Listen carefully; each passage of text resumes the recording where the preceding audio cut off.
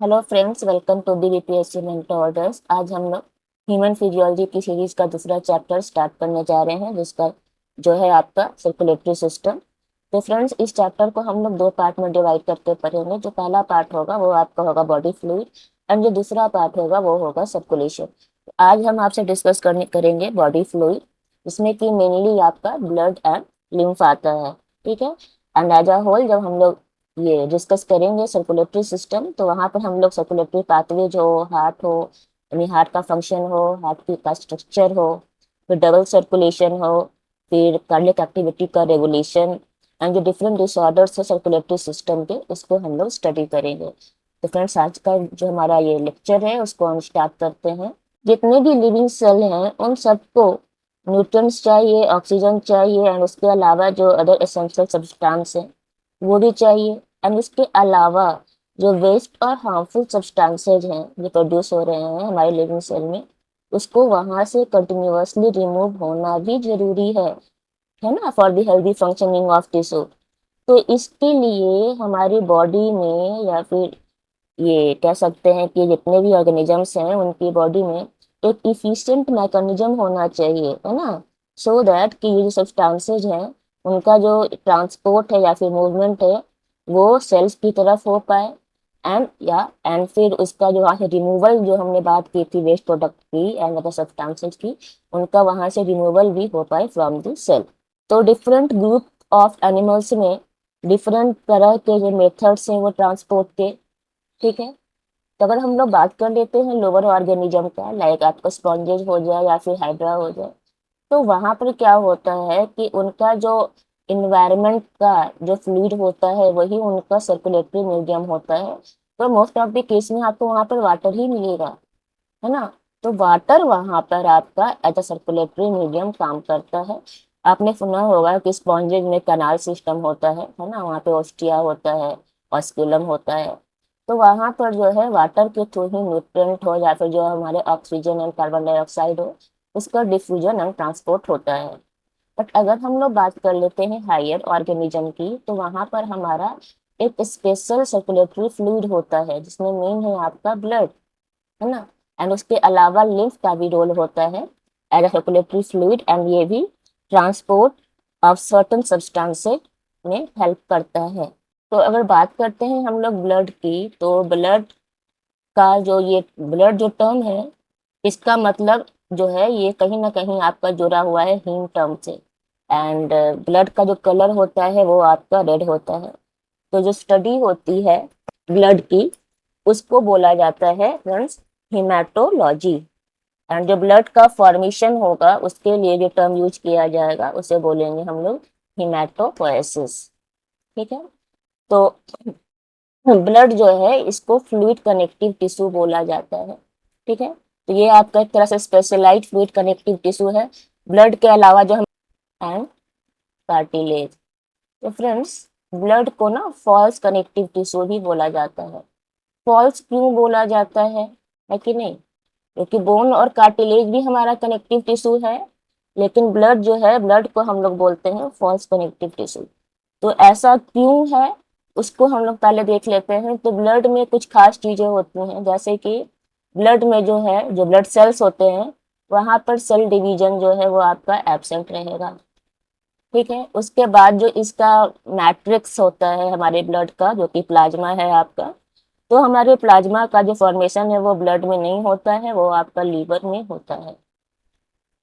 And even जो blood है, blood का भी जो सिंथेसिस है वो आपका होता है रेड बोन मैरो में, है ना। जो ब्लड सेल्स हैं उनका जो फॉर्मेशन होगा वो आपका बोन मैरो में होगा। अगर पर्टिकुलर हम बात कर लेते हैं आरबीसी का, तो वो होता है रेड रेड बोन मैरो में। तो ये सारी चीजें, एंड उसके अलावा जो हमारे फाइब्रस प्रोटीन होते हैं collagen and elastin, collagen and elastin जो है ये आपको मिलेगा बोन एंड कार्टिलेज में। बट ये ब्लड ब्लड में ये एब्सेंट होता है, नहीं मिलता है। इस वजह से ब्लड को फाइबरलेस फ्लूइड कनेक्टिव टिश्यू भी बोला जाता है, फाइबरलेस फ्लूइड कनेक्टिव टिश्यू। ठीक है। ये हमारा ब्लड का मेन, जो ब्लड को हम लोग बोलते हैं फर्स्ट कनेक्टिव टिश्यू क्यों बोलते हैं, एंड ये किस तरह से अलग है हमारे दूसरे connective tissue like bone and cartilage से, वो हमने यहाँ पे डिस्कस किया। अब हम लोग बात करते हैं जो ब्लड का वो फंक्शन क्या है। तो ब्लड का फंक्शन मेन चीज हमने पहले ही स्टार्ट किया है कि ब्लड का जो फंक्शन होता है वो ट्रांसपोर्ट का होता है। ये ऑक्सीजन हो, न्यूट्रिएंट्स हो, हार्मोन्स हो, है ना, या फिर enzyme and metabolic waste waste होते हैं, उनको वो उनका ट्रांसपोर्ट करता है, ठीक है।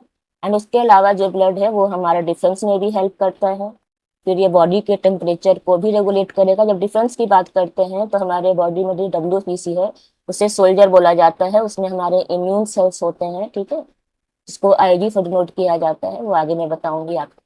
तो जो हमारे ये इम्यून सेल्स होते हैं वो हमारे बॉडी को डिफेंस सिस्टम है, वो हमारे बॉडी में काम करते हैं as a first line of defence. उसके अलावा हम लोग बात कर लेते हैं रेगुलेशन ऑफ बॉडी टेम्परेचर। तो यहाँ पर क्या होता है कि जो हमारा ब्लड का फ्लो है वो कंट्रोल किया जाता है थ्रू वैसोडाइलेशन एंड वैसोकंस्ट्रिक्शन। एंड उस वजह से जब ब्लड का फ्लो कंट्रोल होगा तो वो ऑटोमेटिकली हमारे बॉडी का टेम्परेचर भी रेगुलेट करता है, ठीक है। फिर ये pH को मेंटेन करता है। जो हमारा ब्लड है उसमें जो है उसका जो बफर सिस्टम है वो आपका होता है बाइकार्बोनेट आयन, ठीक है। तो ये जो हमारा बाइकार्बोनेट आयन है वो हमारे ब्लड का बफर है। एंड बफर का मतलब ही होता है कि वैसा लिक्विड जिसमें अगर हम स्मॉल अमाउंट ऑफ एसिड या बेस ऐड करें तो वो अपने आप में pH के चेंज को रजिस्ट करता है। तो हमारे ब्लड का जो बफर सिस्टम है वो होता है बाइकार्बोनेट आयन, इसीलिए ये हमारे बॉडी के pH को भी मेंटेन करके रखता है। उसके अलावा फ्लूइड बैलेंस, जो हमारे बॉडी ये ब्लड में जो कुछ मेजर प्रोटीन्स होते हैं उसमें एक आपका होता है एल्ब्यूमिन। एल्ब्यूमिन का काम होता है फ्लूइड बैलेंस या फिर ऑस्मोटिक बैलेंस मेंटेन करके रखना। इसे हम आगे भी डिस्कस करेंगे आपके साथ, ठीक है। तो जो अगर बात कर लेते हैं हम लोग ब्लड का, तो ब्लड जो होता है वो मेनली बना होता है दो चीजों का, प्लाज्मा एंड ब्लड सेल्स। जो प्लाज्मा है वो आपका अप्रॉक्स 85% होता है एंड जो ब्लड सेल्स है वो आपके 45% होते हैं। मेनली तीन तरह के ब्लड सेल्स होते हैं, RBC, WBC and platelets. RBC जो होता है इसे बोला जाता है इरिथ्रोसाइट्स, WBC को बोलेंगे हम लोग ल्यूकोसाइट्स, प्लेटलेट्स को बोला जाता है थ्रोम्बोसाइट्स। तो हमने भी बताया जैसा आपको कि 45% आपका ब्लड सेल्स होता है। इस 45% में 40% अकेले आपका RBC होता है। और चूंकि जो आपका रेड ब्लड सेल्स है उसमें हीमोग्लोबिन मिलता है एंड उसका कलर रेड होता है, इसी वजह से चूंकि 40% है आपका RBC, तो जो आपका ब्लड है उसका कलर जो होता है वो रेड होता है। कई बार लोगों को ये भी डाउट होता है कि प्लाज्मा जो है उसका मैं आगे डिस्कस करूंगी, उसका कलर जो होता है वो पेल येलो होता है एंड ये 55% है, लेकिन RBC तो 40% ही है। तो अगर ये 55% है और इसका कलर पेल येलो है तो हमारे ब्लड का कलर रेड क्यों है, पेल येलो क्यों नहीं है? तो फ्रेंड क्योंकि इसमें जो हीमोग्लोबिन होता है वो काफी इंटेंस, काफी इसकी इंटेंसिटी ज्यादा होती है तब ब्राइटनेस के रिगार्ड में। इस वजह से जो है जो कलर है हमारे ब्लड का वो because of this haemoglobin red होता है। तो 40% हमारा हीमोग्लोबिन सॉरी RBC रहेगा एंड रेस्ट जो आपका 5% है उसमें आपके प्लेटलेट्स और WBC रहते हैं। तो हमने ये भी डिस्कस किया कि जो हमारे ब्लड का जो मेन फंक्शन है उसमें एक चीज़ और है क्लॉटिंग। तो जो ब्लड है वो ब्लड क्लॉट करने में भी हेल्प करता है, सो दैट अगर कहीं हमारा कट या इंजरी हो जाए हमारी बॉडी में तो वहाँ पर ज़्यादा ब्लड लॉस जो है वो नहीं हो पाए। तो फ्रेंड्स यहाँ पर एक आपको और देखना है कि जो हमारा प्लाज्मा है, क्योंकि हमने पहले प्लाज्मा से स्टार्ट किया है अभी, तो जो प्लाज्मा है, प्लाज्मा का कलर कैसा होता है, पेल येलो या फिर स्टॉक कलर का कलर होता है हमारे प्लाज्मा का, ठीक है। एंड प्लाज्मा जो है वो पूरे ब्लड का 55% है। एंड इसका जो pH होता है आपका 7.4। 7.4 का मतलब हुआ कि ये आपका स्लाइटली बेसिक हो गया। अगर pH 7 से कम होता है तो इसको एसिडिक बोलते हैं, 7 से ज्यादा होगा तो उसको अल्कालाइन बोलेंगे, 7 रहेगा तो न्यूट्रल बोलेंगे। ये आपको pH स्केल में पता होगा। तो 7.4 मतलब कि न्यूट्रल से थोड़ा सा ज्यादा बेसिक है, दैट मीन्स कि आपका स्लाइटली अल्कालाइन है। एंड जो हमारा प्लाज्मा होता है वो मेनली 90 to 92% होता है। एंड देखिए हमारा जो प्लाज्मा है उसमें तीन मेजर प्रोटीन होते हैं। वो प्रोटीन कौन कौन से हैं? वो आपका है, सबसे पहला है आपका फाइब्रिनोजेन, फिर उसके बाद है आपका ग्लोब्यूलिन एंड देन है आपका एल्ब्यूमिन्स। तो इनका भी बहुत ही इम्पोर्टेंट रोल या फिर बोल सकते हैं हम इम्पोर्टेंट फंक्शंस होता है, ठीक है, हमारी बॉडी में। फाइब्रिनोजेन जो है इसको क्लॉटिंग प्रोटीन बोला जाता है ना।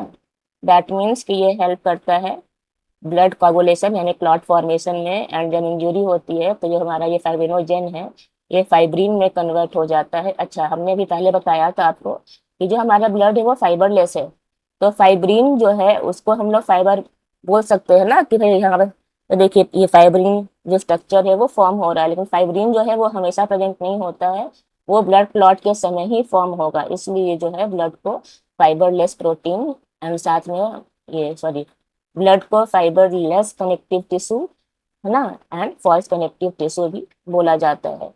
उसके अलावा जो हमारा दूसरा प्रोटीन है ये आपका ग्लोब्यूलिन है, ठीक है, इसको आईजी भी बोला जाता है। तो जितने भी हमारे बॉडी डिफेंस में जो रोल होता है वो आपका बिकॉज ऑफ दिस ग्लोब्यूलिन होता है। तो ये जो है हमारा ग्लोब्यूलिन वो आपकी बॉडी में एंटीबॉडी के जैसा काम करता है ना। जो हमारे एंटीबॉडी होते हैं वो मेनली आपके होते हैं इम्यूनोग्लोब्यूलिन, एंड इस तरह से जो है ग्लोब्यूलिन वो हमारे बॉडी को ये बैक्टीरिया हो, वायरस हो या फिर कोई दूसरा पैथोजन हो उसके अगेंस्ट प्रोटेक्ट करता है। एल्ब्यूमिन जो है हमारा सबसे ज़्यादा ये मोस्ट एबंडेंट प्लाज्मा प्रोटीन होता है इसका। अच्छा, ये हमारे बॉडी का इसको ट्रांसपोर्टर प्रोटीन भी कह सकते हैं, ठीक है। तो ये हमारे बॉडी में जो भी ट्रांसपोर्ट जो प्रोटीन के थ्रू होता है वो मेनली आपका होता है एल्ब्यूमिन के थ्रू, तो ये ट्रांसपोर्ट में भी हेल्प करता है एंड उसके अलावा जो है ये हमारे ब्लड का ऑस्मोटिक प्रेशर भी मेंटेन करके रखता है। तो ये हमारे हो गए हमारे प्लाज्मा के जो मेनली 3 तरह के इम्पॉर्टेंट प्रोटीन है वो। एंड प्रोटीन जो है आपके प्लाज्मा में वो अप्रॉक्स 77 to 8% होता है। उसके बाद जो है फ्रेंड्स प्लाज्मा में हमारे अदर मिनरल्स भी होते हैं, लाइक सोडियम आयन हो गया, कैल्शियम आयन हो गया, मैग्नीशियम हो गया, बाइकार्बोनेट आयन जिस जो हमने बताया आपको कि हमारे बॉडी का ब्लड पीएच मेंटेन करता है, ये हमारे बॉडी का बफर सिस्टम है। एंड क्लोराइड आयन हो गया। तो सोडियम जो है वो हमारा नर्व इम्पल्स ट्रांसमिशन में काफ़ी हेल्प करता है, ठीक है। जो हमारा सोडियम पोटेशियम चैनल होता है उसके थ्रू हमारा जो नर्व इम्पल्स है उसका ट्रांसमिशन होता है। फिर कैल्शियम आयन का बहुत इंपॉर्टेंट रोल होता है ब्लड क्लॉटिंग में, फिर इवन मसल कंस्ट्रक्शन में एंड नर्व के फंक्शन में, ठीक है। मैग्नीशियम जो होता है वो बहुत सारे एंजाइम की एक्टिविटी के लिए एज अ कोफैक्टर काम करता है एंड मसल फंक्शन के लिए भी जरूरी होता है। फिर हमने बताया था आपको बाइकार्बोनेट आयन, तो ये जो है हमारे बॉडी का एसिड बेस जो बैलेंस है वो मेंटेन करके रखता है। एंड जो क्लोराइड आयन है वो उसका मेन रोल होता है ऑस्मोटिक प्रेशर को ये रेगुलेट करने में एंड साथ साथ जो है वो इलेक्ट्रोलाइट का भी बैलेंस मेंटेन करके रखता है। उसके अलावा हमारे प्लाज्मा में ग्लूकोज भी होते हैं जो कि मेन एनर्जी सोर्स है, अमीनो एसिड भी होगा, ठीक है। फिर लिपिड भी होगा। एंड लिपिड देखिए, लिपिड जो है आपका वो मेन एक बहुत ही इंपॉर्टेंट सोर्स ऑफ एनर्जी है, और लिपिड जो है आपके सेल मेम्ब्रेन का कंपोनेंट भी है। आपको पता होगा हमने पहले बताया हुआ है आपको कि सेल मेम्ब्रेन जो है वो मेनली क्या होता है, फॉस्फोलिपिड बाइलेयर। तो वो जो फॉस्फोलिपिड होता है उसका जो मेन कंस्टिट्यूएंट है, ठीक है, या मेन कंपोनेंट है वो आपका लिपिड है, ठीक है। उसके बाद बहुत सारे जो हमारे ये हार्मोन्स भी प्रेजेंट होते हैं, विटामिन एंड एंजाइम्स भी प्रेजेंट होते हैं। एंड उसके अलावा जो मेटाबॉलिक वेस्ट है like urea and uric acid, ठीक है। तो यूरिया जो है हमारे बॉडी में ऑर्निथिन साइकिल के थ्रू प्रोड्यूस होता है, and urea and uric acid जो कि मेटाबॉलिक वेस्ट है वो भी प्रेजेंट होता है हमारे प्लाज्मा में। उसके अलावा जो रेस्पिरेटरी गैसेज है like oxygen and carbon dioxide वो भी मौजूद रहेंगे आपके आपके ब्लड प्लाज्मा में, ठीक है फ्रेंड्स। अब हम लोग बात कर लेते हैं आपका 3 इंपॉर्टेंट टर्म है। देखिए प्लाज्मा, लिम्फ और सीरम, ये सब में थोड़ा थोड़ा डिफरेंस है। तो ब्लड तो फ्रेंड्स हमें पता है कि जो आपका ब्लड होता है वो मेनली बना होता है किसका, प्लाज्मा का एंड ब्लड सेल्स का। जब हम लोग ये ब्लड को अल्ट्रा सेंट्रीफ्यूज करेंगे तो यहाँ पर जो है वहाँ पे आपको 3 लेयर मिलेगा, ठीक है। जो सबसे बॉटम में होगा वो आपका आरबीसी होगा, जो बीच का आपका बफी कोट है वो आपका होगा डब्ल्यूबीसी एंड प्लेटलेट्स, और जो सबसे ऊपर सबसे जो आपका सुपरफिशियल या फिर ऊपर में होगा वो आपका होगा प्लाज्मा, ठीक है। तो हमारे ब्लड में क्या होता है, प्लाज्मा प्लस ब्लड सेल्स, ठीक है। एंड उसके बाद जब हम लोग बात करते हैं प्लाज्मा का, तो प्लाज्मा में क्या क्या हमारा मेन कंपोनेंट है वो हमने भी डिस्कस किया है आपके साथ, ठीक है। कि वाटर होता है, डिफरेंट प्रोटीन्स होते हैं जिसमें मेनली आपके एल्ब्यूमिन, ग्लोब्यूलिन, फाइब्रिनोजेन है। जो हमारा एल्ब्यूमिन है आप लोगों ने सुना होगा कि जब लैब में जब जिस क्योंकि हर ये एल्ब्यूमिन हमारे बॉडी का मेन कैरियर प्रोटीन है, ठीक है। बहुत सारे जब ऐसे ड्रग्स वगैरह होते हैं उसको भी कैरी करने के लिए हमारा एल्ब्यूमिन ही वहाँ पे हेल्प करता है। तो कई बार जब ड्रग के लिए रिसर्च होता है बहुत सारे लैब में, तो वहां पर जो वो यूज करते हैं प्रोटीन उस ड्रग के लिए एज अ कैरियर प्रोटीन, तो वो आपका बीएस है, जिसको इसका मतलब होता है बोवाइन सेरम एल्ब्यूमिन। उसको वो यूज करते हैं क्योंकि हमारी बॉडी में भी प्रेजेंट है एल्ब्यूमिन। तो इस तरह से जो है वो हम लोग सेम कंपोनेंट यूज कर सकते हैं। ठीक है। एंड देन फिर हमारा क्लॉटिंग फैक्टर हमने बताया प्लाज्मा में प्रेजेंट होता है, इलेक्ट्रोलाइट्स होता है, सोडियम पोटेशियम सब डिस्कस किया हमने, न्यूट्रिएंट्स हैं, फिर हार्मोन्स है और आपका वेस्ट प्रोडक्ट्स है। लिम्फ और सेरम क्या डिफरेंस है देखिए। लिम्फ को हम लोग टिश्यू फ्लूइड भी बोलते हैं। तो लिम्फ में जो है आपका मेनली प्लाज्मा होगा, बट जो लिम्फ का प्लाज्मा होता है इसमें प्रोटीन का जो अमाउंट है वो आपका ब्लड के प्लाज्मा से कम रहेगा, स्पेशली हमारा फाइब्रिनोजन प्लस डब्ल्यूबीसी। तो लिम्फ में क्या है हमारा, लिम्फ का प्लाज्मा प्लस डब्ल्यूबीसी सेरम। अगर हम प्लाज्मा से क्लॉटिंग फैक्टर को निकाल दें, है ना, दैट मीन्स कि हम लोग फाइब्रिनोजेन एंड अदर जो क्लॉटिंग फैक्टर्स हैं उसको वहां से निकाल दें, तो जो पार्ट बचेगा उसमें हम सेरम बोलते हैं। सेरम में कोई भी ब्लड सेल नहीं होगा। तो ये भी यहाँ पर इम्पोर्टेंट है, अब ये आपको ध्यान रखना है। तो हमने देख लिया, एग्जाम में कई बार पूछ देता है कि भैया मतलब कि कंपोजिशन के लिए ब्लड में या फिर ये ब्लड लिम्फ और सेरम में क्या डिफरेंस है आपका। अब हम लोग बात कर लेंगे आपका जो फॉर्म एलिमेंट्स है, यानी जो 3 तरह के ब्लड सेल्स हैं उसका। ये आपका मेनली होता है आरबीसी, डब्ल्यूबीसी एंड प्लेटलेट्स। तो अब ये डब्ल्यूबीसी के बहुत सारे टाइप्स हैं जिसको हम डिस्कस करेंगे आपके साथ आगे। और यहाँ पर देखिए फ्रेंड्स, जो हमारा नंबर होता है आरबीसी, डब्ल्यूबीसी और प्लेटलेट्स का, हमने यहाँ पे आपको चार्ट के थ्रू दिखाया है क्योंकि एग्जाम में कई बार पूछा जाता है कि भैया इसमें नंबर किसका सबसे ज्यादा होता है। तो यहाँ पे आप देख रहे हैं कि नंबर के समय, ये नंबर के लिए अगर हम ये नंबर के रेस्पेक्ट में बात करें तो सबसे ज्यादा नंबर होता है आरबीसी का, देन आपका प्लेटलेट्स का, उसके बाद फिर डब्ल्यूबीसी का। ये आपका होगा अप्रॉक्स 5 to 5.5 मिलियन पर मिलीमीटर क्यूब। प्लेटलेट्स आपका रहेगा 1.5 to 3.5 लाख पर माइक्रोलीटर। और जो आपका डब्ल्यूबीसी है इसका नंबर सबसे कम होता है, ये आपका होता है 6,000 से 8,000 पर microlitre. Millimetre cube equal to microlitre, तो कंफ्यूज नहीं करना है इस टर्म में हमें कभी भी।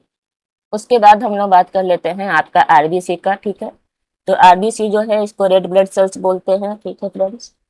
और ये जो है हमारे ये ब्लड सेल्स में का मोस्ट एबंडेंट है, जितने भी हमारे बॉडी में ब्लड सेल्स हैं उसमें। एंड इसका जो हेल्दी काउंट होता है इंडिविजुअल में वो कितना होता है, वो आपका होता है 5 to 5.5 मिलियन, जो हमने डिस्कस किया है अभी पहले आपके साथ। ठीक है।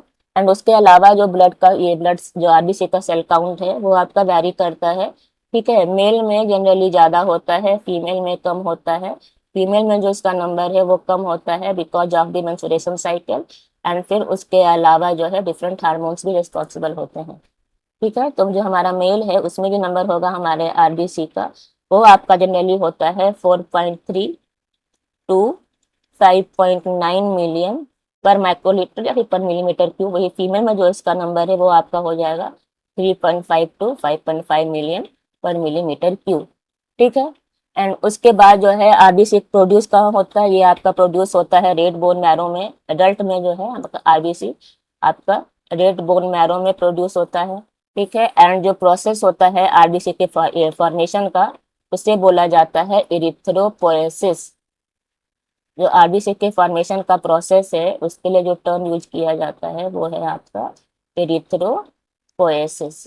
एंड उसके बाद जो इसका लाइफ स्पैन होता है हमारे आरबीसी का वो आपका होता है 120 डेज का। क्योंकि हमने पहले ही बता दिया कि जो आपका ब्लड सेल्स होते हैं उसमें सेल डिवीजन नहीं होता है। तो यहाँ पर जो आपका आरबीसी का फॉर्मेशन है वो कहाँ होता है, वो आपका होता है रेड बोन मैरो में through the process of erythropoiesis. ठीक है।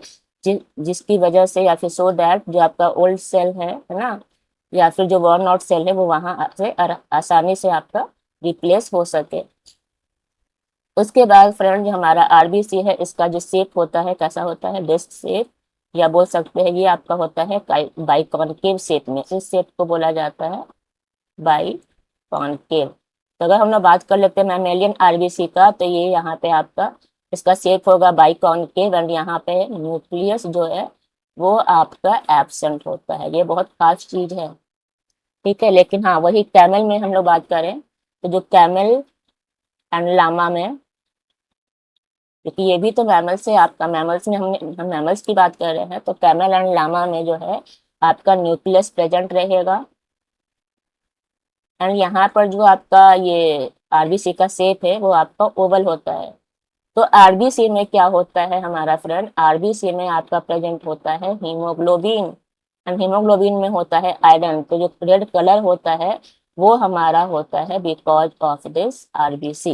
एंड फिर उसके बाद तो हमने बोला कि ये जो, एंड ये जो हीमोग्लोबिन है वो आरबीसी के साइटोप्लाज्म में होगा। तो हमने बोला कि मैमल्स में न्यूक्लियस एब्सेंट होता है, तो इसका एक खास फंक्शन है, इसकी एक खास वजह है। क्या होगा कि अगर हमारे सेल में कि न्यूक्लियस मैक्सिमम स्पेस वहाँ पे आपका ले लेता है, तो अगर न्यूक्लियस एब्सेंट रहेगा तो जो स्पेस होगा हमारे आरबीसी का मैक्सिमम स्पेस वो हमारा बच जाएगा, एंड वहाँ पर हीमोग्लोबिन बड़े आराम से रह सकता है। ठीक है। तो हीमोग्लोबिन कैरी करने के लिए जो हमारा आरबीसी है वो वहाँ पर, ये आरबीसी में जो है वो न्यूक्लियस एब्सेंट होता है। एंड इस जो हीमोग्लोबिन है इसका मेन काम होता है ऑक्सीजन एंड कार्बन डाइऑक्साइड का ट्रांसपोर्ट करना। ठीक है। ये कैरी करता है ये, या फिर ये बाइंड करता है कार्बन डाइऑक्साइड एंड ऑक्सीजन से। ठीक है। बारी बारी डिपेंड करता है, कभी इसको ऑक्सीजन लेकर जाना है या फिर कार्बन डाइऑक्साइड लेकर जाना है। तो इसका जो इसकी इफिशियंसी को बढ़ाने के लिए न्यूक्लियस जो है वो मैच्योर, जब मैच्योर हो रहा होता है उस समय उसका न्यूक्लियस वहां पर डिसअपियर हो जाता है। एंड बाइकॉन्केव शेप रहेगा तो इसका सरफेस एरिया काफी ज्यादा होता है, जिस वजह से इसका जो जो इसका फंक्शन है ऑक्सीजन एंड ये कार्बन डाइऑक्साइड का ट्रांसपोर्ट, तो उनका जो डिफ्यूजन है वो काफी इफिशियंटली हो पाता है। उसके अलावा फ्रेंड हम लोग बात करेंगे लोअर ऑर्गेनिज्म में, लोअर एंड दैट मीन्स हम बात करेंगे वर्टिब्रेट्स में ही।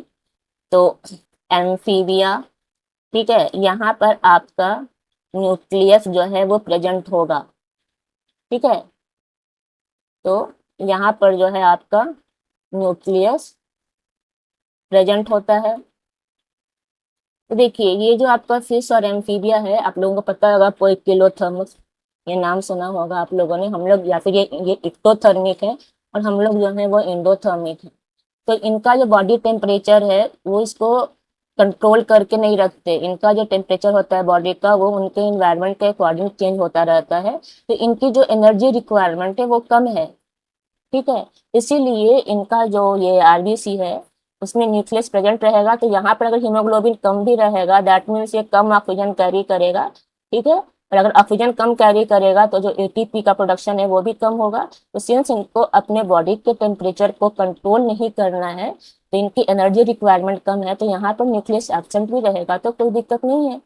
ठीक है। लेकिन अगर हम लोग बात कर लेते हैं बर्ड्स का, बर्ड्स तो भैया ये भी आपका एंडोथर्मिक है, तो बर्ड जो है वो भी अपने बॉडी के टेम्परेचर को रेगुलेट करता है। लेकिन बर्ड में भी न्यूक्लियस प्रेजेंट होता है। तो एक्चुअली में होता क्या है, जो ब्लड का आरबीसी होता है, ब्लड सॉरी ये बर्ड का जो आरबीसी होता है उसके न्यूक्लियस में भी आपका हीमोग्लोबिन प्रेजेंट होता है। तो जब हीमोग्लोबिन हमारे न्यूक्लियस में भी है साइटोप्लाज्म के साथ साथ, तो फिर क्या दिक्कत है, यहाँ तो पूरा इफिशिएंट मतलब ये सफिशिएंट स्पेस मिल रहा है हीमोग्लोबिन को, इसलिए ब्लड में आपका न्यूक्लियस एब्सेंट, न्यूक्लियस प्रेजेंट होता है लेकिन उसके न्यूक्लियस में भी हीमोग्लोबिन प्रेजेंट होता है। ये बात आपको ध्यान देना है। ठीक है फ्रेंड्स। इसका हमने आपको बताया ना कि इसका जो लाइफ स्पैन होता है वो 120 डेज का होता है। हाँ। एंड नंबर्स भी हमने डिस्कस कर लिया। एंड उसके बाद जो है हीमोग्लोबिन का जो कंटेंट होगा वो आपका होगा अप्रोक्स 12 से 16 ग्राम पर 100 ml ऑफ ब्लड।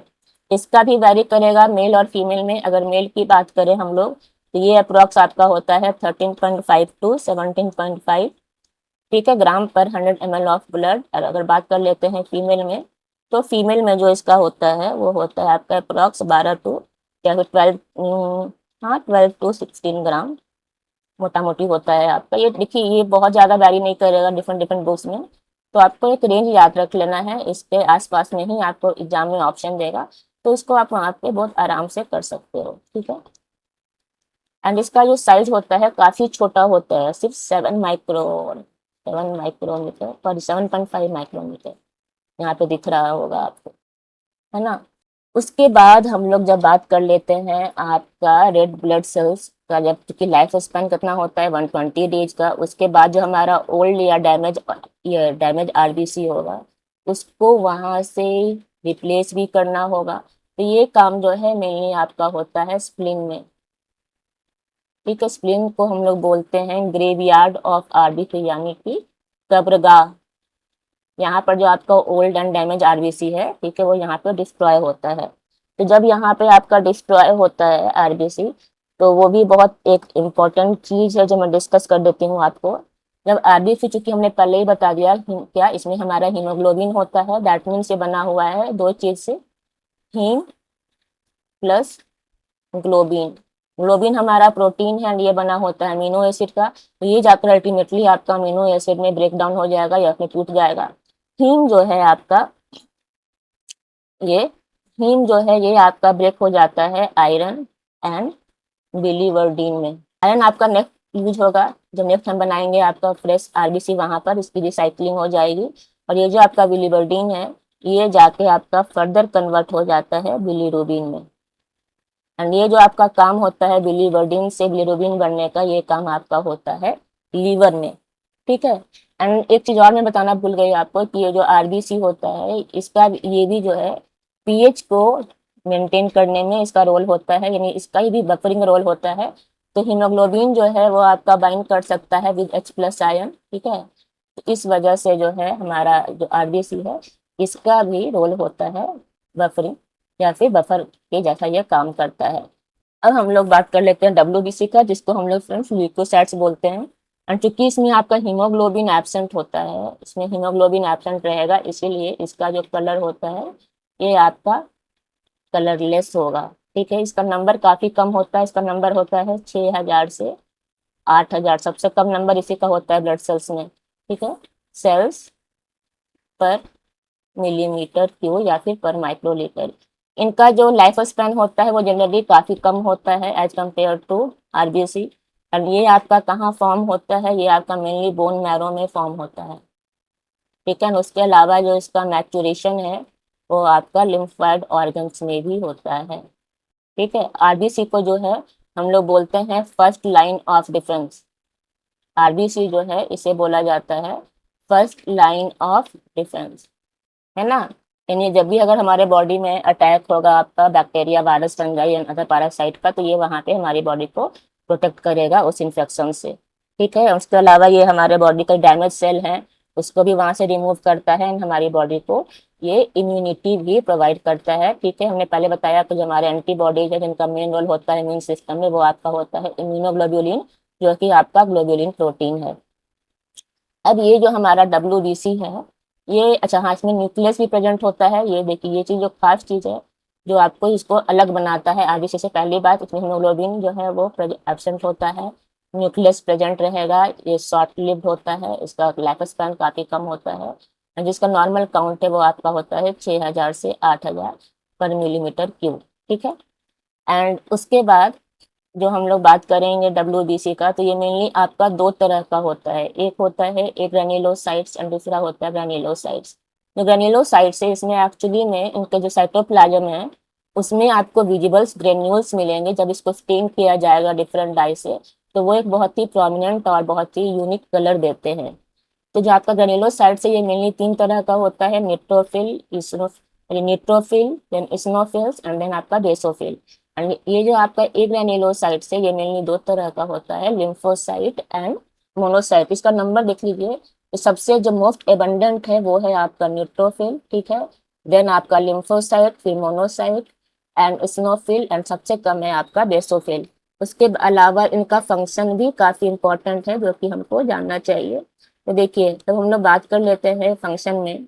जब हम लोग बात करते हैं फ्रेंड्स फंक्शन का, तो आप यहाँ पर देखिएगा, न्यूट्रोफिल जो है इसका जो मेन काम होता है, न्यूट्रोफिल का इसका काम होता है फैगोसाइटोसिस, है ना, जिसको हम लोग बोलते हैं सेल ईटिंग भी, ये मतलब इसको वहां से खा जाएगा।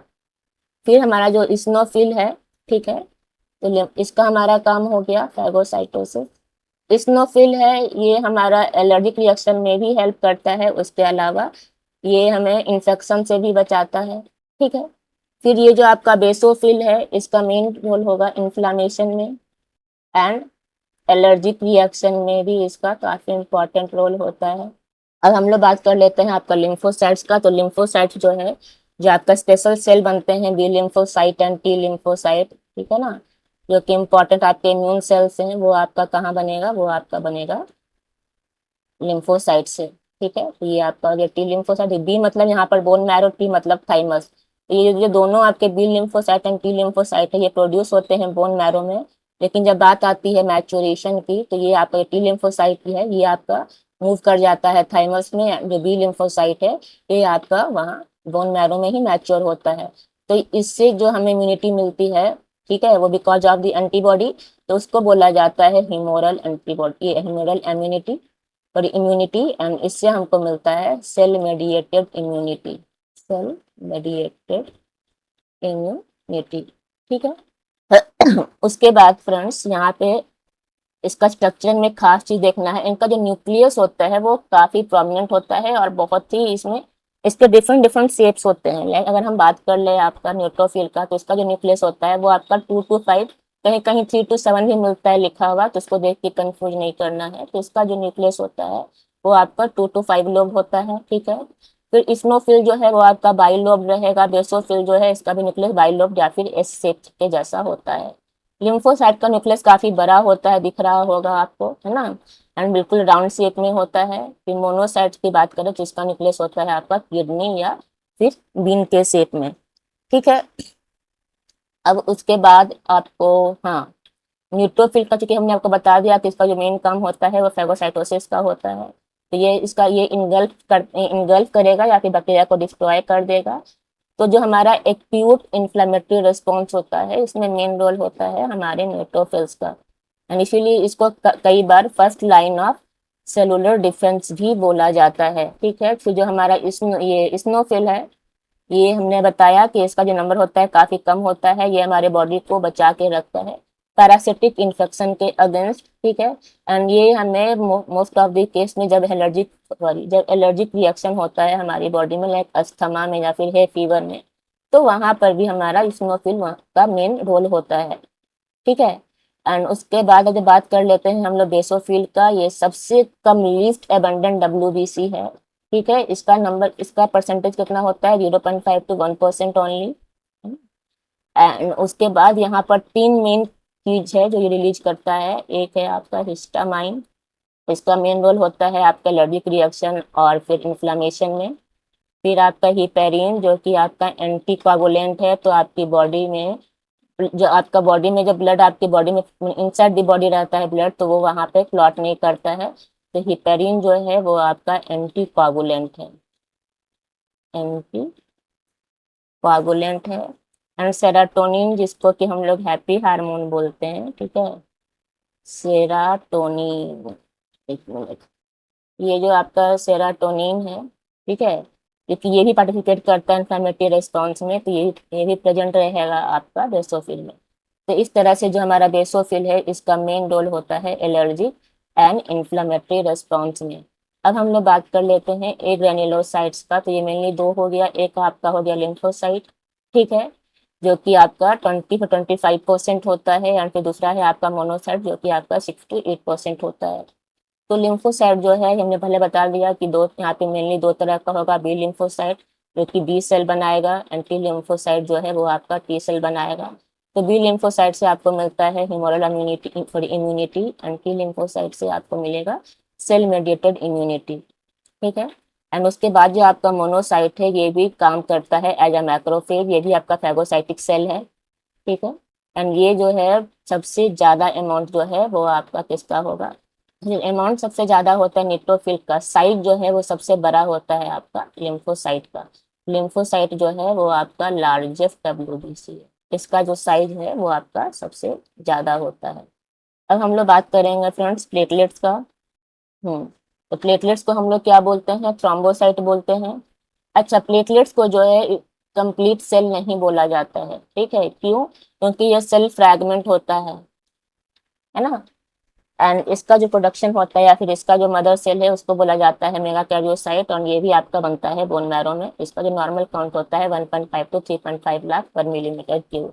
तो प्लेटलेट काउंट अगर आपकी बॉडी में कम हो जाएगा तो काफ़ी प्रॉब्लम हो जाएगी। आपने देखा होगा कि डेंगू के टाइम पर जो है प्लेटलेट काउंट काफ़ी कम हो जाता है। तो एक्चुअली में होता क्या है कि डेंगू में जो आपका सीधा अटैक हो जाता है बोन मैरो में, जिस वजह से जो प्लेटलेट का प्रोडक्शन है वो वहाँ पर कम हो जाता है।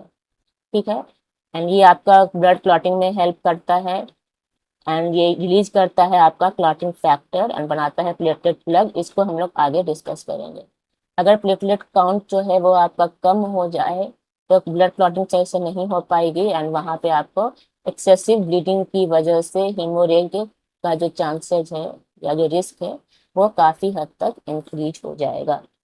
अब फ्रेंड्स हम लोग बात करते हैं आपका एबीओ ब्लड ग्रुप का। तो यहाँ पे आपको मेन दो ही चीज देखना है।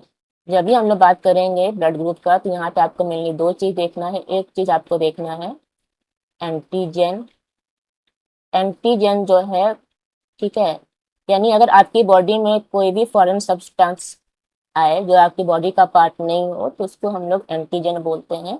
तो एंटीजन जो है आपका वो जनरली ग्लाइकोप्रोटीन होता है, बट ये कार्बोहाइड्रेट या फिर दूसरे मॉलिक्यूल्स भी हो सकते हैं। एंटीजन जो है वो हमेशा आपके आरबीसी के सरफेस पे प्रेजेंट होगा। ठीक है, दूसरा हम लोग बात कर लेते हैं एंटीबॉडी का। तो ये जो एंटीबॉडी है ये हमेशा आपके ब्लड के प्लाज्मा में मिलता है। कहाँ मिलता है? ब्लड के प्लाज्मा में। ठीक है, तो हमेशा जो आपकी बॉडी है वो एंटीजन के अगेंस्ट एंटीबॉडी बनाएगी। तो अगर आपकी बॉडी में कोई एंटीजन का मतलब है, पहले बताया हमने फॉरेन सब्सटेंस, तो बाहर से जब कोई मॉलिक्यूल आएगा जो कि आपके बॉडी के लिए फॉरेन सब्सटेंस है तो वो उसके अगेंस्ट एंटीबॉडी बनाएगा ही बनाएगा। तो कभी भी अगर कई बार आपने सुना होगा कि ऑटो इम्यून डिसऑर्डर हो जाता है, तो एक्चुअली में उसमें क्या होता है कि जो आपकी बॉडी है वो सेल्फ मॉलिक्यूल अपने मॉलिक्यूल के अगेंस्ट ही बनाना शुरू कर देता है एंटीबॉडी। तो फिर वहां पर हमें प्रॉब्लम हो जाती है। ठीक है, अब देखिए यहाँ पे आपको देखना है कि मेनली आपका एबीओ ब्लड ग्रुप एंड साथ में हम लोग यहाँ पर आरएच फैक्टर भी डिस्कस करेंगे। इन सब में मेन चीज था जो मैं बताना भूल गई कि जो ये डिस्कवरी है ब्लड ग्रुप का, उसके लिए जो साइंटिस्ट हैं उनका नाम है कार्ल लैंडस्टीनर। ये एग्जाम में कई बार पूछा जाता है, तो ये भी आपको ध्यान में रखना है। ठीक है, इन्होंने 1901 में डिस्कवरी की थी ब्लड ग्रुप की, और इनको इस वजह से 1930 में फिजियोलॉजी एंड मेडिसिन के लिए नोबेल प्राइज भी मिला था। ठीक है, अब देखिए हम लोग जब बात करते हैं ब्लड ग्रुप ए का, दैट मीन्स वहां पर जो है उसके आरबीसी के सरफेस पर एंटीजन ए प्रेजेंट है। तो मेनली जो आपका एंटीजन है यहाँ पर देखिए ए और बी। अगर आरबीसी के सरफेस पर एंटीजन ए है तो ब्लड ग्रुप ए होगा। अगर उसके सरफेस पर एंटीजन बी है तो ब्लड ग्रुप जो है हमारा बी होगा। ठीक है, एंड उसके बाद जो है हमको चूंकि आर एच फैक्टर भी डिस्कस करना है, तो आर एच फैक्टर जो है वो फर्स्ट टाइम डिस्कवर हुआ था रिसर्च मंकी में। ठीक है, एंड वो प्रेजेंट होता है हमारे ह्यूमन बींग में भी। तो यहाँ पर जो एंटीजन होगा वहाँ पे लिखते हैं इसको हम डी एंटीजन। तो मोस्ट ऑफ द केस में या फिर जो 80% ह्यूमन बींग है या पॉपुलेशन है, यहाँ पे आपका आर एच फैक्टर प्रेजेंट होता है, तो इसको बोलेंगे आर एच पॉजिटिव। एंड 20% जिसमें ये एबसेंट होता है तो वो होता है आर एच निगेटिव, एंड इसकी बॉडी में फिर बन जाएगा इसके अगेंस्ट एंटीबॉडी। ठीक है, तो ये आपको ध्यान देना है। अब देखिए यहाँ पर जब भी हम लोग बात करेंगे ब्लड ट्रांसफ्यूजन का, ठीक है, जबकि कोई एक्सीडेंट होता है ब्लड चाहिए होता है तो किसको कौन सा ब्लड ग्रुप दिया जा सकता है, कौन सा कंपैटिबल है, ये आपको समझना बहुत जरूरी है। तो इसके लिए आपको कोई भी चार्ट याद करने की आवश्यकता नहीं है। आपको सिर्फ ये जानना है कि हम जिस उसको वही ब्लड ग्रुप दें जिसके लिए उसके बॉडी के प्लाज्मा में उसका एंटीबॉडी नहीं हो। अदरवाइज जहाँ वहाँ पर एंटीबॉडी मिला, ठीक है, तो वो वहाँ पर जो है आपका ये ब्लड सेल्स जो है या फिर जो आरबीसी है उसका क्लम्पिंग हो जाएगा, जिसको बोला जाता है एग्लूटिनेशन। तो आपका मेन कॉन्सेप्ट इतना ही है, उसके बाद आप लोग खुद से कर लीजिएगा। आप देखिए ए अगर आपका ए निगेटिव है दैट मीन्स यहाँ पे आपका कोई भी आर एच फैक्टर नहीं है। यहाँ भी निगेटिव की बात करें तो, लेकिन यहाँ पर आर एच पॉजिटिव के लिए आपका ये एंटीबॉडी प्रेजेंट होगा। ठीक है, एंड अब उसके बाद देखिए निगेटिव जो है वो कभी भी पॉजिटिव से ब्लड नहीं ले सकता है। निगेटिव को निगेटिव से ही ब्लड लेना है। ठीक है, तो ये हमारा जो ए है इसके पास एंटीजन ए होगा, ठीक है। एंड जो इसके प्लाज्मा है उसमें बी के लिए एंटीबॉडी होगा, बी में आरबीसी के सरफेस पर आपका एंटीजन बी होगा। एंड जो यहाँ पर प्लाज्मा है उसका, उसमें ये ए के लिए एंटीबॉडी होगा। जब बात कर लेते हैं ए और बी का, तो इसमें ए और बी दोनों एंटीजन प्रेजेंट होगा इसके आरबीसी के सरफेस पे। एंड इसके प्लाज्मा में कोई भी एंटीबॉडी नहीं होगा, इसीलिए जो ब्लड ग्रुप ए बी वाले लोग होते हैं वो किसी से भी ब्लड ले सकते हैं, लेकिन चूंकि निगेटिव हमने लिखा हुआ है दैट मीन्स कि ये निगेटिव वाले से ही, आर एच निगेटिव वाले से ही ब्लड लेगा। तो ए बी को बोला जाता है यूनिवर्सल एक्सेप्टर, यूनिवर्सल एक्सेप्टर, है ना। इसको ब्लड ए भी दे सकता है क्योंकि इसकी ये जो इसका प्लाज्मा है उसमें कोई भी एंटीबॉडी तो है नहीं, ना ए के लिए ना बी के लिए है। इसको ए भी ब्लड दे सकता है, बी भी दे सकता है, ए बी भी दे सकता है और यहाँ पर ओ भी दे सकता है, ठीक है। अब देखिए ओ के केस में क्या होता है कि इसके जो सरफेस है आरबीसी का उस पर कोई भी एंटीजन नहीं है, लेकिन उसके प्लाज्मा में एंटीबॉडी ए और बी दोनों है। तो ओ वाला जो है वो सिर्फ और सिर्फ ओ से ही ब्लड ले सकता है। अगर हम लोग बात कर ले ओ निगेटिव का तो इसको सिर्फ ओ निगेटिव ही ब्लड देगा। अगर हम बात कर लेते हैं ओ पॉजिटिव का तो इसको ओ निगेटिव भी दे सकता है क्योंकि इसके प्लाज्मा में इसके लिए कोई भी आपका एंटीबॉडी नहीं है। तो ओ को का जो ब्लड ग्रुप है वो हम लोग किसी को भी दे सकते हैं, तो इसको हम लोग बोलते हैं यूनिवर्सल डोनर। ये जो है ये ब्लड आपको सबको दे सकता है। मैं यहाँ पर आपको एक ट्रिकी क्वेश्चन दे रही हूँ। अगर सपोज एग्जाम में आपका कोई क्वेश्चन पूछे कि विच of the following is universal donor, and वहां पर एक ऑप्शन ओ निगेटिव हो एंड एक ऑप्शन आपका ओ पॉजिटिव हो, तो इस दोनों में आप किसको चूज करेंगे, इसको सोचिएगा। अब तक ऐसा सवाल पूछा नहीं गया एग्जाम में, बट सपोज इस इन दी केस ये सवाल पूछा जाए, ठीक है। तो आपको अगर दोनों ऑप्शन रहेगा वहां पर तो ए पॉजिटिव एंड ए निगेटिव में आप किसको चूज करोगे प्राइमरी बेसिस पर, ठीक है। अब जब भी हमें ब्लड ट्रांसफ्यूजन करना हो तो आप इसको बड़े आराम से खुद से सोच के कर सकते हो। पहले आपको सिर्फ ये ध्यान देना है कि हम जिसका भी ब्लड ट्रांसफर कर रहे हैं उसके प्लाज्मा में उसका एंटीबॉडी नहीं हो, ठीक है। एंड दूसरा आपको देखना है आर एच फैक्टर।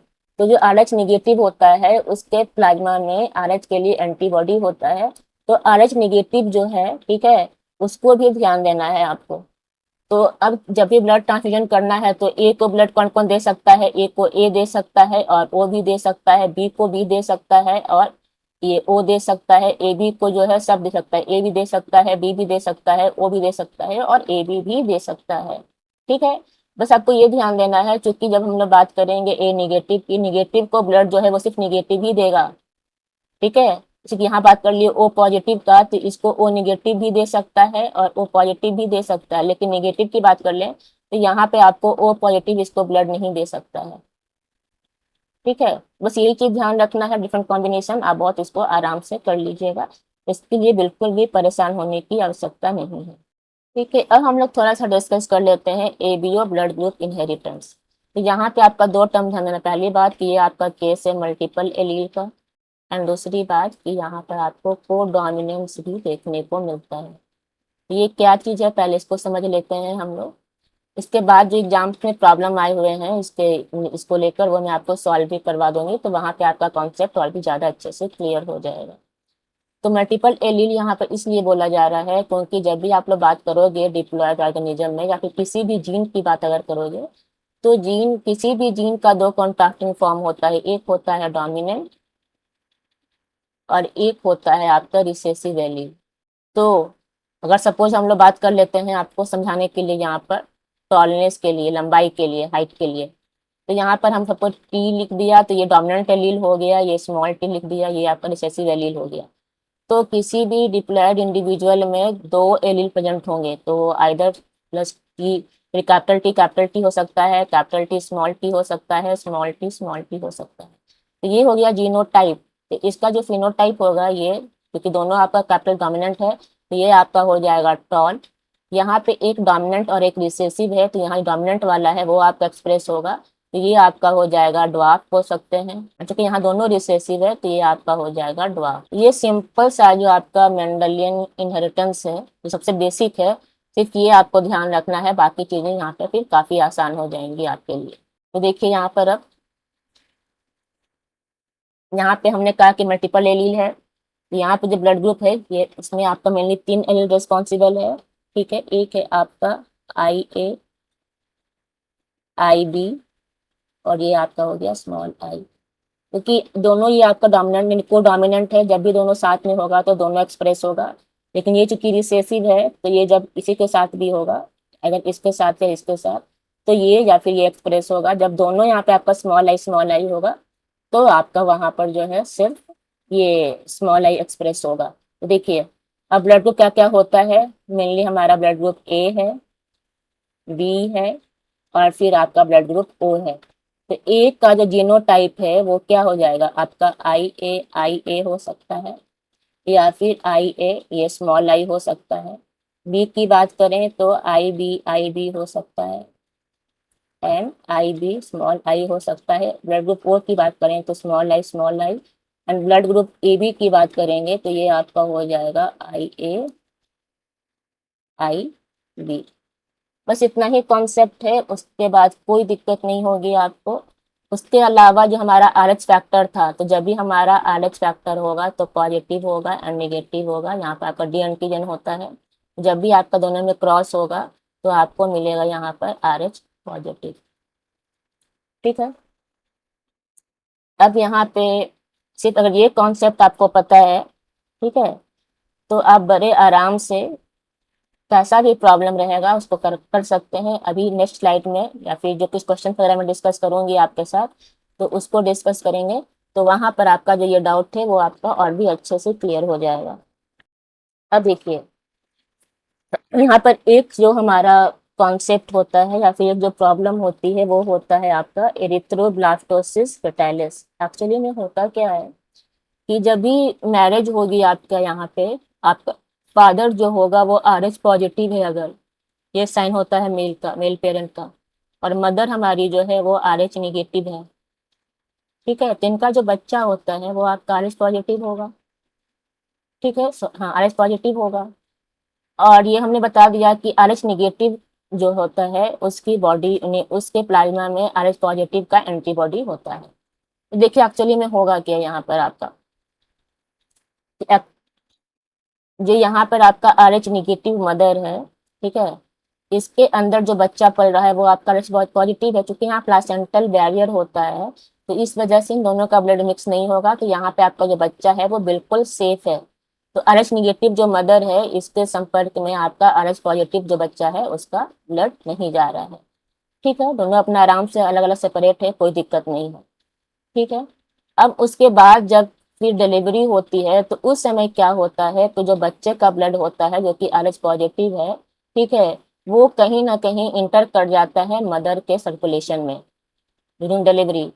उस समय क्या हो गया कि जो मदर है वो सेंसिटाइज हो गई एंड उसकी बॉडी में जो ये RH पॉजिटिव है यानी जो डी एंटीजन है उसके खिलाफ एंटीबॉडी बनना स्टार्ट हो गया। ठीक है, एंड नेक्स्ट टाइम जब इसकी ये आपका था फर्स्ट प्रेगनेंसी जो कि बिल्कुल सेफ था। सेकंड प्रेगनेंसी के केस में क्या हो जाएगा आपका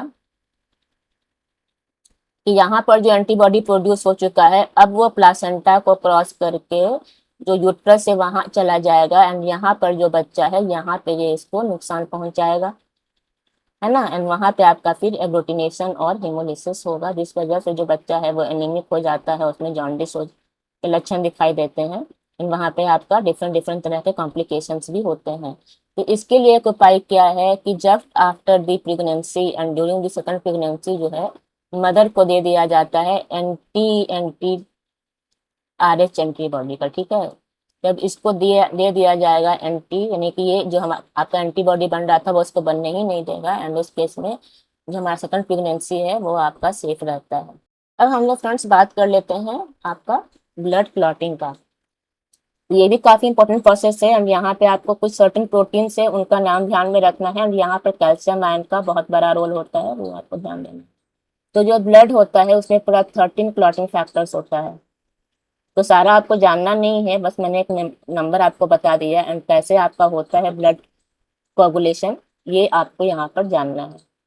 तो देखिए जैसे इंजर्ड टिश्यू हो जाएगा, ठीक है, कोई भी इंजरी होगी आपकी तो वहाँ का जो ब्लड वेसल्स है वहाँ पे इंजर होगा तो वहाँ पे प्लेटलेट रिलीज हो जाएंगे। और जब वहाँ प्लेटलेट्स रिलीज होंगे तो वहाँ पे वो प्लेटलेट प्लग बना देते हैं कि वहाँ पर जो हमारा ब्लड फ्लो है उसको रोका जा सके। लेकिन जो प्लेटलेट प्लग यहाँ पर बनता है ये आपका टेम्पररी बनता है एंड ये आपका बहुत ही स्टेबल नहीं होता है। ठीक है। अब क्या होगा कि जो आपका इंजर्ड प्लेटलेट्स है वो वहां से रिलीज करेगा थ्रोम्बोप्लास्टिन। ये आपका ब्लड प्लाज्मा में प्रेजेंट नहीं होता है, ये आपका प्लेटलेट से रिलीज होगा जिसको टिश्यू फैक्टर बोला जाता है। ये जो आपका थ्रोम्बोप्लास्टिन होता है वो जो इन हमारे प्लाज्मा में प्रोथ्रोम्बिन प्रेजेंट है वो इनएक्टिव फॉर्म में है, ये इसको कन्वर्ट कर देगा आपका थ्रोम्बिन में। देखिए यहाँ पे भी आपका कैल्शियम का रोल है। तो प्रोथ्रोम्बिन जो कि इनएक्टिव फॉर्म है से थ्रोम्बिन बनने का जो प्रोसेस है वहां पर आपका थ्रोम्बोप्लास्टिन और कैल्शियम आयन का रोल होता है। और फिर जो आपका थ्रोम्बिन है, ठीक है, ये कैल्शियम आयन के साथ मिलकर जो आपका प्रोटीन था याद होगा प्लाज्मा में फाइब्रिनोजेन, जो कि आपका सॉल्युबल प्रोटीन है, इसको कन्वर्ट कर देता है फाइब्रिन के फॉर्म में जो कि इनसॉल्युबल है। ठीक है। और यहीं पे आपका फिर फाइब्रिल जो फाइब्रिन है उसका मेस बनता है या फाइब्रिन स्ट्रैंड का मेस बनता है, जिस वजह से आपका जो ब्लड यहाँ पे प्लेटलेट प्लग था जो ब्लड फॉर्मेशन हुआ था वो यहाँ पर स्टेबल ब्लड क्लॉट के फॉर्म में कन्वर्ट हो जाता है। तो हम लोग जब भी बात करते हैं आपका ब्लड क्लॉट का तो उसमें क्या क्या होगा, प्लेटलेट प्लग होगा, फाइब्रिन मेस होगा एंड आपका ब्लड सेल होगा। तो इस फाइब्रिन की वजह से हम लोग ब्लड को फाइबर ये हम लोग फाइबरलेस कनेक्टिव टिश्यू बोलते हैं, पहले बताया हुआ है हमने आपको, वो इसलिए क्योंकि ये जो फाइब्रिन है ये जो फॉर्म होता है वो आपका at the time of blood clotting he form होगा, इसके पहले ये कभी भी आपका फॉर्म नहीं होता है आपकी बॉडी में। अब देखिए लिम्फ, लिम्फ को हमने पहले बताया कि टिश्यू फ्लूइड भी बोलते हैं। जब भी प्लाज्मा जो है वो आपका ब्लड कैपिलरी से फिल्टर होता है, ठीक है ना, तो वहां पे आपका लिम्फ बनेगा। तो चूंकि वहां पे ब्लड कैपिलरी जो है वहां पे वहां से बड़े बड़े सेल नहीं निकल पाएंगे, तो वहां पे जो आपका सिर्फ और सिर्फ WBC ही अपना, चूंकि उसका साइज बहुत फ्लेक्सिबल होता है, वो अपने साइज को चेंज कर सकता है, वो मूव कर सकता है थ्रू ब्लड कैपिलरी। तो लिम्फ का जो मेन कंपोजिशन होता है वो आपका होता है प्लाज्मा, जिसमें जो कि आपका प्लाज्मा प्रोटीन में इसमें काफी कम होते हैं as compare to blood plasma, plus आपका WBC। ठीक है। ये ध्यान देने की बात है, मेनली यहाँ पर लिम्फोसाइट काफी ज्यादा होता है। एंड इसका काम क्या है, बिल्कुल सेम वे में देखिए इसका भी काम ट्रांसपोर्ट में होता है, न्यूट्रिएंट्स का, गैस का या वेस्ट का एक्सचेंज करता है। ये हमारी बॉडी का डिफेंस में भी हेल्प करता है। तो लिम्फोसाइट्स ये ट्रांसपोर्ट करता है हार्मोन्स एंड न्यूट्रिएंट्स को। हमने जब आपको पढ़ाया है ये डाइजेशन, तो हमने आपको बताया है कि फैट के एब्जॉर्प्शन एंड ट्रांसपोर्टेशन में इंटेस्टाइन में जो हमारे लैक्टियल्स होते हैं, ठीक है ना, इसको लिम्फेटिक वेसल्स भी बोलते हैं, तो ये जो लैक्टियल्स है इसकी वजह में ये फैट के एब्जॉर्प्शन में एंड ट्रांसपोर्ट में हेल्प करता है। अब हम आपको डिफरेंट डिफरेंट जो डिसऑर्डर हैं उसको डिस्कस कर देते हैं। जितने भी डिसऑर्डर है वो सबको हम एक स्लाइड में ही डिस्कस कर देंगे, वो ज़्यादा आसान हो जाएगा आपके लिए फ्रेंड्स। तो देखिए ब्लड सेल्स मेनली 3 तरह के हैं, RBC, WBC and platelet disorder. तो इन सबको हम एक स्लाइड में ही देख लेते हैं। तो एक चीज़ आपको बता दे रहे हैं, एक जैसे जब भी हम लोग बात करेंगे RBC का तो आपको एक टर्म मिलेगा एनीमिया। तो एनीमिया का मतलब देखिए कैसे इसको ब्रेक कर सकते हैं, ANAEMIA। तो ये हो गया एन मतलब नो, ठीक है, एनीमिया मतलब आपका हो गया ब्लड, नो ब्लड। तो ये एक मेडिकल कंडीशन है जिसको एनीमिया बोला जाता है। एनीमिया जो है वो कई तरह का हो सकता है, परनीशियस एनीमिया, और अगर vitamin B12 and folic acid की डिफिशियंसी से होगा तो इसको बोलेंगे मैक्रोसिटिक एनीमिया। अब देखिए डिफरेंट कंडीशंस और भी हैं लाइक हीमोफीलिया। तो हीमोफीलिया जो है इसको बोला जाता है रॉयल डिजीज भी। पहले क्या होता था कि राजा महाराजाओं में ही ये बीमारी होती थी, तो इसे रॉयल डिजीज बोला जाता है ना। क्यों? तो जनरली क्लॉटिंग फैक्टर होता है 8 और 9, वो आपका एब्सेंट रहेगा। तो जहां पर आपका कोई भी ब्लड क्लॉटिंग फैक्टर मिसिंग होगा दैट मीन्स कहीं ना कहीं वहां पर जो ब्लड कोगुलेशन है या फिर जो ब्लड का क्लॉटिंग होना है उसमें कुछ ना कुछ प्रॉब्लम आएगी। इस वजह से जो आपका ब्लीडिंग है वो आपका काफी लंबे समय तक होता रहेगा। थैलेसीमिया, ये वर्ड लिया गया है सी से, C in anaemia in C, sorry anaemia in C. तो वो इसकी स्टोरी थोड़ी सी अलग है, उसको वैसे नहीं देखना है। एक्चुअली जब ये डिस्कवर हुआ था मेडिटेरियन वाले इलाके में, तो वहां पर एक्चुअली में होता है क्या है ये थैलेसीमिया में। इसके साथ आपको सिकल सेल एनीमिया भी स्लाइड्स में है, वहां से आपको मिल जाएगा। मैं यहाँ पे आपको डिस्कस कर देती हूँ कि थैलेसीमिया में एक्चुअली में क्या होता है कि जो आपका फॉर्मेशन होगा आरबीसी का वो अफेक्टेड हो जाएगा। जो सिंथेसिस है हमारी हीमोग्लोबिन की, यहाँ पर वो अफेक्ट होती है। ठीक है, तो इस वजह से जो है वो पर्सन एनीमिक हो जाता है। फिर एक हम लोग बात करते हैं सिकल सेल एनीमिया का, जो कि यहाँ पर जगह कम है, तो मैं आपको बता देती हूँ दूसरे स्लाइड में। तो जो आपका सिकल सेल एनीमिया होता है ये काफी इंपॉर्टेंट है। तो इसमें जो हमारा आरबीसी है उसका शेप हो जाता है ऐसा क्रिसेंट शेप का, जिसको बोलते हैं हसुआ का शेप भी। तो इस वजह से जो इसकी इसकी इफिशियंसी होती है ऑक्सीजन या CO2 कैरी करने की, वो काफी कम हो जाती है। तो ये जो है आपका सिकल सेल एनीमिया हो या फिर थैलेसीमिया हो, ये दोनों आपका जेनेटिक डिसऑर्डर है। वो भी आपका कैसा, रिसेसिव रिसेसिव जेनेटिक डिसऑर्डर है। हमने पहले डिस्कस किया था कि जब भी कोई आपका रिसेसिव डिजीज या ट्रेट होगा तो वहां पर आपका जो ये रिसेसिव एलील है वो यहाँ पे आपको 2 होना चाहिए। तो देखिए, अगर सपोज यहाँ पर हम कोई मान लें कि ये आपका 2 तरह का एलील है, एच एंड स्मॉल एच। तो यहाँ पर आपका एक केस ये हो सकता है, एक केस ये हो सकता है, एक केस ये हो सकता है। तो इस वाले केस में क्या होगा ना कि ये आपका डिजीज यहाँ पर दिखेगा। यहाँ पे तो खैर कोई दिक्कत ही नहीं है, ये आपका बिल्कुल नॉर्मल बिहेव करेगा। एंड चूंकि ये रिसेसिव डिसऑर्डर है, इस केस में ना ये सिर्फ और सिर्फ कैरियर होगा।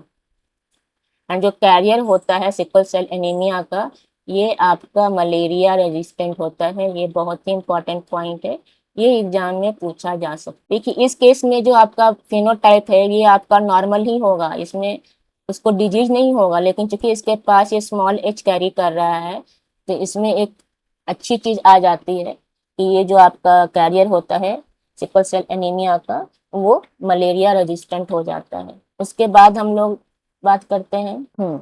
अब देखिए 2 चीज आपको ध्यान देना है। जहाँ पीनिया वर्ड होगा दैट मीन्स वहां पर उसकी डिफिशियंसी है। लाइक इरिथ्रोसाइटोपेनिया यानी कि यहाँ पे आरबीसी काउंट कम हो जाएगा। थ्रोम्बोसाइटोपेनिया प्लेटलेट काउंट कम हो जाएगा। ल्यूकेमिया हो जाए तो यहाँ, चलिए तो हमारा ब्लड कैंसर है, ल्यूकोपेनिया आपका WBC काउंट कम हो जाएगा। ठीक है, और अगर वहां पे नंबर ज्यादा हो गया तो लाइक पॉलीसाइथेमिया, यहाँ पे आपका आरबीसी काउंट इंक्रीज हो जाता है ना। थ्रोम्बोसाइटोसिस, यहाँ पे आपका हाई प्लेटलेट काउंट रहेगा। तो ये आपको ध्यान देना है। उसके बाद जो इम्पोर्टेंट वन है ये ल्यूकेमिया, जो कि आपका ब्लड कैंसर है। इसको बोलते हैं बोन मैरो का कैंसर भी। ठीक है, एंड लिम्फोमा जो होता है ये मेनली आपका लिम्फेटिक सिस्टम का कैंसर है, या तो हम लोग लिम्फोसाइट का कैंसर भी बोलते हैं। यहाँ पर जो लिम्फ नोड्स हैं वो इंक्रीज हो जाते हैं, यहाँ पर जो उसकी इम्यूनिटी होती है हमारे बॉडी की काफ़ी कम हो जाती है। ल्यूकोसाइटोसिस यानी कि ये हाई WBC काउंट होता है। एंड ये यूजुअली जब कोई भी आपका इन्फेक्शन होगा आपकी बॉडी में, तो वहाँ पे उस इन्फेक्शन से लड़ने के लिए जो है आपकी बॉडी में WBC काउंट इंक्रीज हो जाता है। तो फिर हम लोग उसको वहाँ पर बोलते हैं ये ल्यूकोसाइटोसिस। ठीक है, अच्छा इन सब में एक फ्लैग मिस हो गया कि हीमोग्लोबिन और मायोग्लोबिन का डिफरेंस। तो मैंने उसका स्लाइड डाला हुआ है बट कहाँ पर है, मिल जाएगा अभी, वो मैं डिस्कस कर देती हूँ आपके साथ। तो देखिए हमने बोला कि आरबीसी में आपका होता है हीमोग्लोबिन। इसके अलावा जो है आपका एक और प्रोटीन होता है जिसको बोला जाता है मायोग्लोबिन। हीमोग्लोबिन जो है ये आपको कहाँ मिलता है, ये आपको मिलता है आरबीसी में, ये आपको मिलेगा मसल सेल्स में। और स्ट्रक्चर देखिए, ये बना हीम प्लस ग्लोबिन। तो यहाँ पर ये हो गया आपका आयरन पार्ट एंड ये आपका हो गया ग्लोबिन प्रोटीन। तो यहाँ पर जो है ग्लोबिन प्रोटीन का कितना, देखिए एक ही सब यूनिट है, यहाँ पर 1 2 3 4।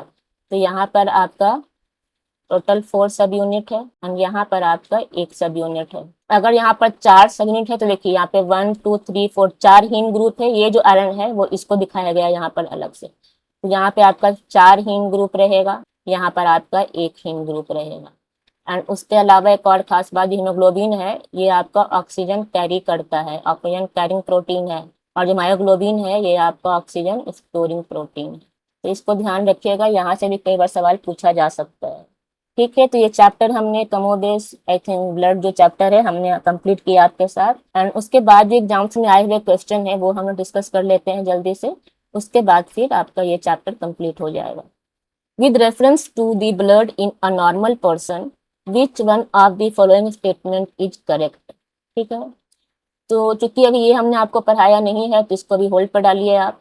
Blood cell constitute 70% of the total volume of blood, गलत है, हमने कहा था कितना 55% होता है, ये 55% होता है आपका प्लाज्मा एंड 45% होता है ब्लड सेल, तो ये तो गलत हो गया भाई। WBC जो है वो आपका are made by lymph nodes, नहीं, WBC आपका बनेगा कहाँ, बोन मैरो में बनता है। Blood has more platelets than WBC, हमने आपको बताया था, वो ध्यान होगा, सबसे ज्यादा आपका RBC होता है, उसके बाद आपका प्लेटलेट्स होता है और सबसे कम आपका होता है ये WBC। तो ये भी आपका यहाँ पर एक ही स्टेटमेंट है जो कि सही है। ठीक है, अब देखिए, read the following statement in connection with RBC।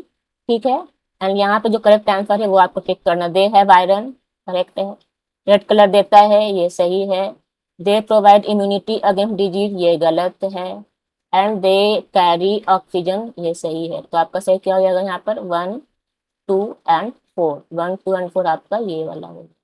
Which of the following natural substances contain iron, तो मायोग्लोबिन प्लस हीमोग्लोबिन अभी हमने डिस्कस किया है आपके साथ। अब देखिए, which of the following help us in protecting from infection, तो WBC आपको पता है। Immunity is mostly related to lymphocyte, है ना, T lymphocyte, B lymphocyte discuss किया अभी हमने आपके साथ। Antibodies are formed in plasma by which of the following lymphocyte, and mainly इसमें आपका होगा बी लिम्फोसाइट, इसको हम लोग बोलते हैं ह्यूमोरल इम्यूनिटी लिम्फोसाइट्स। ठीक है, अब देखिए यहाँ पे इंटरेस्टिंग आया जो आपको सॉल्व करना भी चाहिए, इसको देख लेते हैं। If the blood group of the father is A and mother is O, then what will be the blood group of the son. इसको सॉल्व करते हैं हम लोग। तो अगर हमारे फादर का ब्लड ग्रुप क्या है, ए है, तो आपका ए जो है, ये ए आपका ऐसे भी हो सकता है या फिर ऐसे भी हो सकता है। लेकिन जो मदर है वो कैसा है आपका, स्मॉल आई स्मॉल आई। तो जब भी होगा तो या तो इसका ब्लड ग्रुप सिर्फ सिर्फ क्या हो सकता है, ए हो सकता है ना। और क्योंकि यहाँ तक मेंशन किया हुआ नहीं है कि जो हमारा ब्लड ग्रुप ए है वो आपका हेट्रोजाइगस फॉर्म में है या फिर आपका प्योर डोमिनेंट फॉर्म में है, तो ये भी हो सकता है। तो यहाँ से जब जाएगा तो ये बनेगा, एंड इस केस में अगर ये और ये चला जाए तो आपका एक हो सकता है इस तरह का कॉम्बिनेशन, यानी कि ब्लड ग्रुप ओ। तो ब्लड ग्रुप यहाँ पर ए हो सकता है या फिर आपका ओ हो सकता है, तो यहाँ पे ओ ऑप्शन है, तो आपको यहाँ पे सिर्फ इसको टिक करना है। ठीक है, अब देखिए, a married couple adopted a male child. A few years later, twin boys were born to them. The blood group of the couple is AB positive and O negative. The blood group of the three sons is A positive, B positive and O positive. जो adopted son है उसका blood group कौन सा है, तो इसको यहाँ पे सॉल्व कर देती हूँ। तो आपका जो फादर है वो क्या है आपका AB पॉजिटिव, ठीक है, एंड जो मदर है उसकी वो है यहाँ पर आपका ओ निगेटिव। यहाँ पे आपको 3 बच्चे हैं इसके, और क्या क्या है आपका ए पॉजिटिव है, बी पॉजिटिव है और आपका ओ पॉजिटिव है। अब देखिए,